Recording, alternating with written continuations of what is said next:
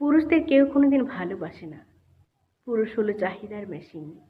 দিতে পারলে বেশ, আর না দিতে পারলে শেষ। দেশে যে পরিমাণে নারী নির্যাতিত হয় তার থেকে অনেক বেশি পরিমাণে পুরুষ নির্যাতিত হয়। নারী নির্যাতিত হয় দেহে, আর পুরুষ নির্যাতিত হয় মনে, যার কারণে সেটা কেউ দেখতে পায় না।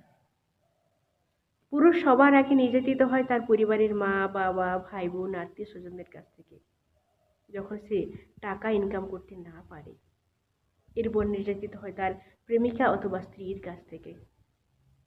তাদের উপযুক্ত পরিমাণে চাহিদাগুলো পূরণ করতে না পারলে সব শেষে পুরুষ চরমভাবে নির্যাতিত হয় তার সন্তানদের কাছ থেকে, তাদের সমস্ত চাহিদাগুলো পূরণ করতে না পারলে।